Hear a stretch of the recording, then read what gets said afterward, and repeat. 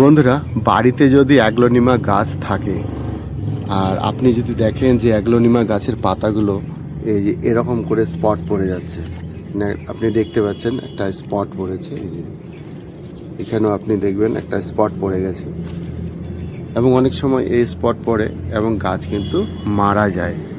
তো যদি আপনার বাড়িতে অ্যাগ্লোনিমা গাছের এরকম সমস্যা হয়, তখনই আপনি খেয়াল রাখবেন আপনার বাড়ির যে টব আছে, পট, অর্থাৎ যেখানে আপনি গাছটি প্রতিস্থাপন করেছেন সেই টবটিকে খেয়াল রাখুন যে এটা প্রয়োজনের তুলনায় বড় টব দিয়েছেন কিনা, এটা প্রয়োজনের তুলনায় একটু বেশি বড় টবে বসিয়েছেন কিনা। কারণ আমরা অনেক সময় আমাদের অনেকেই এই আইডিয়াটা থাকে না যে বড় টবে বসালে গাছ ভালোর থেকে আরও খারাপ হয়। আমরা অনেক সময় গাছের বেশি ভালো চাইতে গিয়ে একটু বড় টবে বসাই, কিন্তু এইসব গাছ যেসব ইনডোর প্ল্যান্টগুলো আছে এগুলোর টপ সাইজটা কিন্তু খুব বেশি ম্যাটার করে। কারণ এই গাছটা দেখুন, এই গাছটার বড় টবে একটু বসানো আছে এবং তারপরে আবার প্লাস্টিক টবে। তো এই গাছটার সেরকম কিন্তু অনেক দিন থেকে ডেভেলপ হচ্ছে না, উপরন্তু এই গাছের এরকম একটা গ্রে স্পট পড়ে গাছের পাতাগুলো নষ্ট হয়ে যাচ্ছে এবং গাছটার যে আগে একটা বুশি লুক ছিল সেই বুশি লুকটা কিন্তু নষ্ট হয়ে গেছে।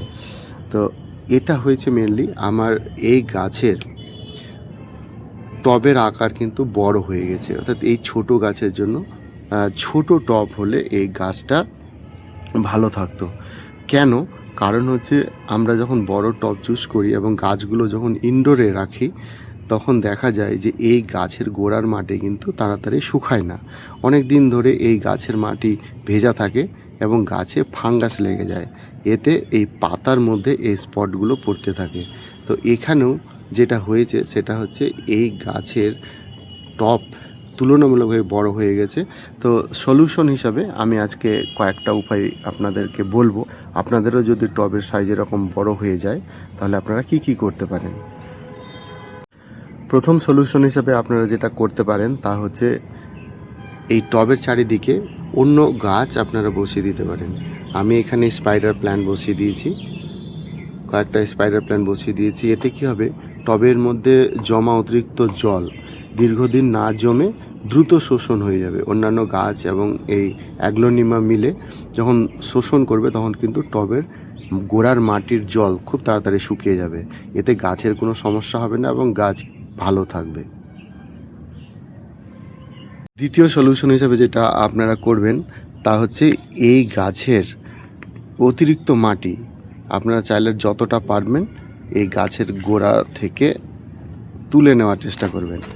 কারণ এই গাছে অতিরিক্ত মাটি হওয়ার জন্য গাছটার মাটি কিন্তু দীর্ঘদিন জলে আবদ্ধ হয়ে থাকে, মাটি ভেজা থাকে এবং গাছের গোড়া ফাঙ্গাস লেগে নষ্ট হয়ে যায়, গাছের ঠিকঠাক বৃদ্ধি হয় না, রুটগুলো নষ্ট হয়ে যায় এবং এতে গাছ প্রয়োজনীয় খাবার গ্রহণ করতে পারে না। তো এতে কী হবে, অনেকটাই কিন্তু মাটি কমে যাবে। দেখুন অনেকটাই মাটি কমে গেল, আর যত বেশি মাটি থাকবে এই গোড়ার মাটি শুকাতে কিন্তু অনেক দিন সময় লাগবে। এই বর্ষাকালে তো প্রায় ধরুন 20-25 দিন সময় লাগবে একবার যদি আপনি গাছে জল দিয়ে ফেলেন তারপরে এই গাছের গোড়া শুকাতে। সেই ক্ষেত্রে আমারও এই গাছটার একই প্রবলেম হয়েছে এবং আমি এই সলিউশনগুলো আপনাকে বলার চেষ্টা করছি। দেখুন অনেকটাই কিন্তু এই গাছের গোড়ার মাটি আমি কমিয়ে দিলাম, এতে গাছের গোড়ার মাটি দ্রুত শুকাতে পারবে। 3 নম্বর সলিউশন হিসাবে আপনারা তুলনামূলকভাবে একটা ছোট পট নিতে পারেন, ছোট পটে এই গাছটাকে প্রতিস্থাপন করতে পারেন। আমি আপনাদেরকে পটের সাইজটা দেখাচ্ছি যে আমি কিন্তু তুলনামূলকভাবে অনেক ছোট একটা পট নিয়েছি, কারণ গাছটা আমার খুব ছোট, এটা কিন্তু বড় টবে একদম হয় না, এটা গাছটা বিশেষ করে ইনডোর প্ল্যান্ট তো হয় না, তারপরে প্লাস্টিক টবে একদম হতে চায় না গাছগুলো। তো আপনাদের বাড়ির যদি এই অ্যাগ্লোনিমা গাছ মারা যায় তো এটাও একটা মেন কারণ, আপনাদের টবের সাইজ বড় অথবা প্লাস্টিক টব অথবা দীর্ঘদিন এই টবের মাটিতে জল জমে থাকা। তো আমি এখন এই গাছটিকে এই ছোট টবে প্রতিস্থাপন করব।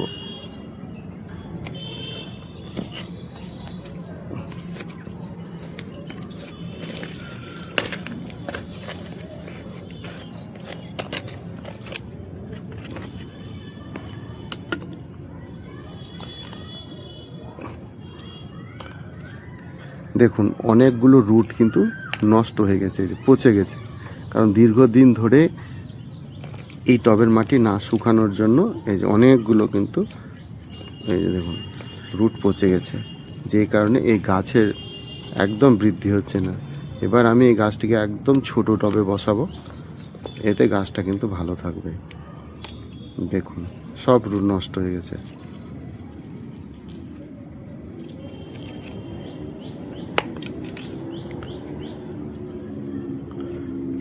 আমি একটু ফাঙ্গিসাইড জলে এটাকে ডুবিয়ে রাখবো, তারপর এটাকে প্রতিস্থাপন করব। তার আগে আমি দেখে নেব যে কোনো পচে যাওয়া রুট আছে কি না এর সঙ্গে।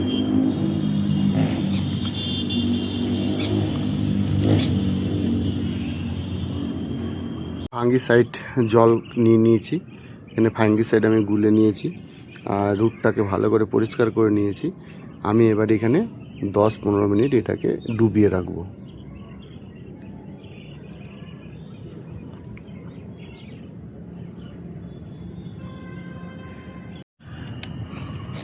আমার 20 মিনিট হয়ে গেল। এবার চলুন গাছটিকে প্রতিস্থাপন করি। তার আগে আমি ড্রেনেজ সিস্টেমটা তৈরি করে নিয়েছি। এখানে নিচে একটা নেট দিয়েছি দেখতে পাচ্ছেন, তারপরে ছোট ছোট পাথর, তারপরে হচ্ছে বালি। এরপর আমি এখানে একটা মিডিয়া তৈরি করে নিয়েছি। এই যে মিডিয়া আমি স্ক্রিনে দিয়ে দিচ্ছি কত % কি আছে, এই অনুযায়ী আপনারা মাটি তৈরি করে নেবেন। গাছ প্রতিস্থাপনের নিয়ম সবাই হয়তো জানেন, একটু প্রেস করে দেব। এবার এতক্ষণ ফাঙ্গিসাইড জলে ভেজানো ছিল, এবার এটাকে আমি প্রতিস্থাপন করব।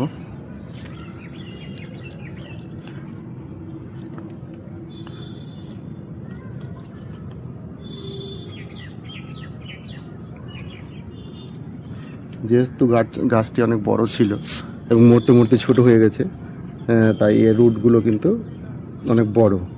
তো আমি একটু চেপে চেপে বসাবো, বেশি জোরে করবেন না, আবার রুটগুলো ভেঙে যাবে।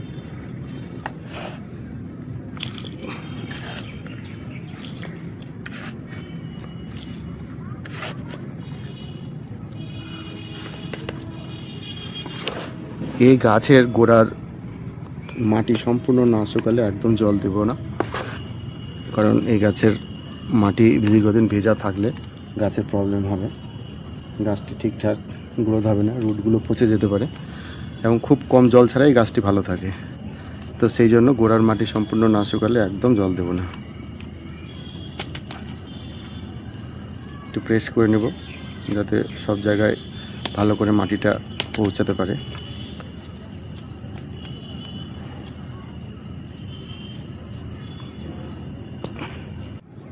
আমার এই গাছটা প্রতিস্থাপন হয়ে গেছে এবং আমি জল দিয়ে ফেলেছি।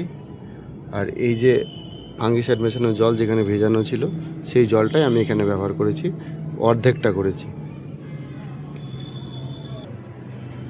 4 নম্বর সলিউশন হিসেবে আপনারা যেটা করতে পারেন, আপনাদের বাড়িতে যদি আর কোনো ছোট টব না থাকে, আপনার যে টবটা আছে সেই টবে যদি আপনি প্রতিস্থাপন করতে চান, তাহলে আপনাদেরকে যেটা করতে হবে তা হচ্ছে এই যে টবের যে নিচের অংশ, এই যে নিচের অংশ, এই নিচের অংশে কিন্তু আপনাদেরকে পাথর দিয়ে দিতে হবে।